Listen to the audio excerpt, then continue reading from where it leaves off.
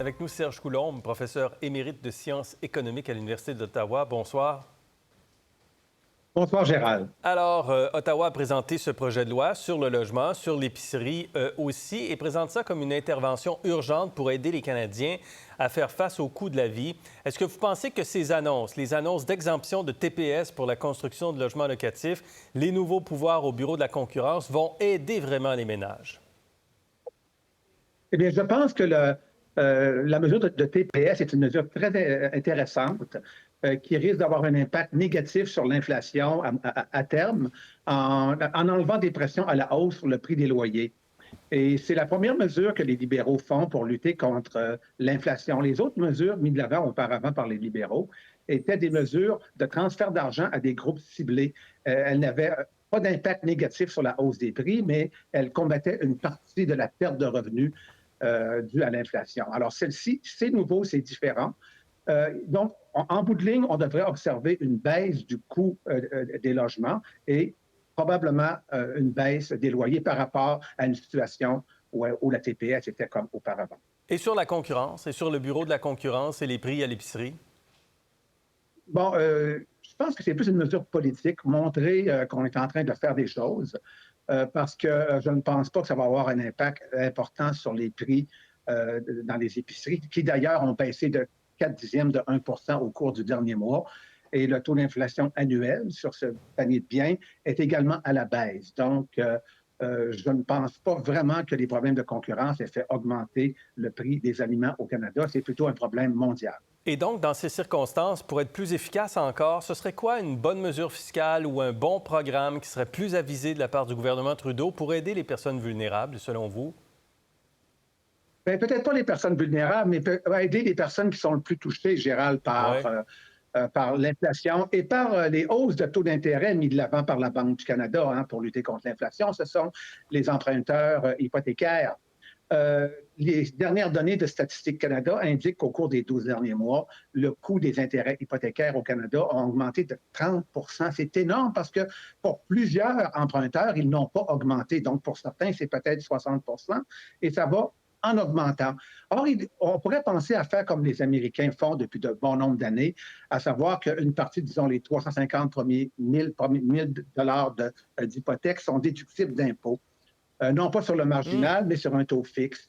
Donc, c'est une mesure qui aiderait beaucoup les gens qui sont le plus touchés par les hausses de taux d'intérêt et par l'inflation à passer à travers. Mais bon, c'est une mesure qui toucherait des gens qui ont déjà une hypothèque, une Ouais. maison et qui payent des impôts. Donc, c'est peut-être pas le groupe que généralement va cibler les libéraux et les néo-démocrates. Mais c'est une proposition quand même très intéressante. Est-ce qu'on devrait intervenir aussi sur d'autres... Parce que là, on parle de l'épicerie, on parle du logement, qui sont c'est fondamental, là, mais le prix à la pompe, quand on parle de l'énergie, beaucoup de gens se déplacent bien sûr en automobile.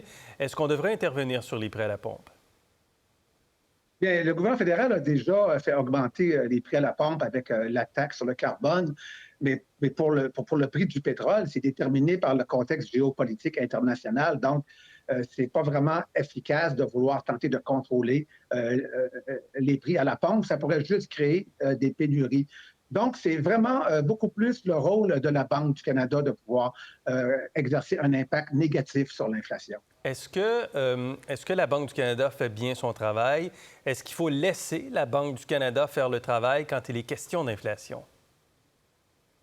Oui, parce que pour ramener l'inflation à des mesures acceptables, comme on l'a connu durant 20 ans, on a besoin de contraindre l'économie, on a besoin de faire des mesures qui ne sont pas populaires.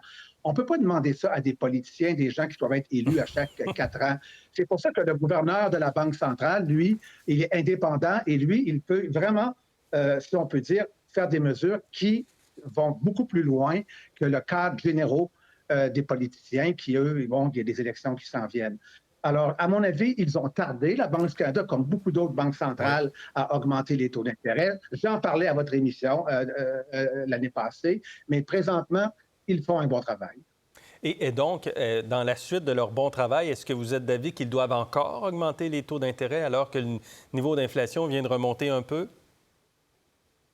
Oui, les dernières hausses du taux d'inflation sont inquiétantes parce que tout allait bien depuis plusieurs mois maintenant.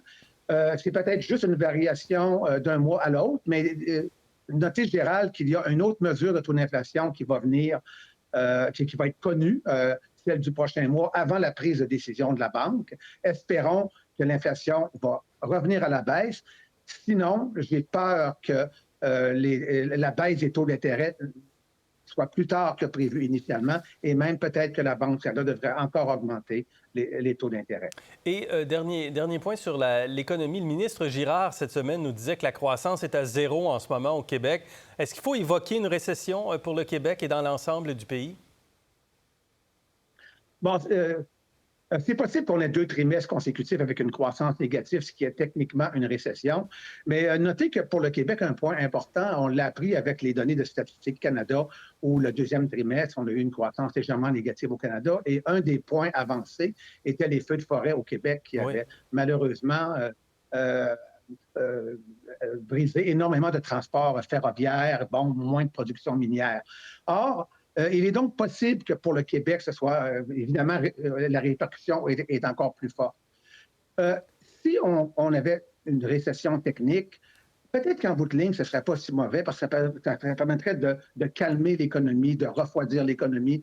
Moi, je pense que la crainte peut-être la plus importante est du côté du secteur bancaire, du secteur financier, qui sont très stressés par les hausses de taux d'intérêt et les baisses des prix des obligations qu'ils détenaient abondamment.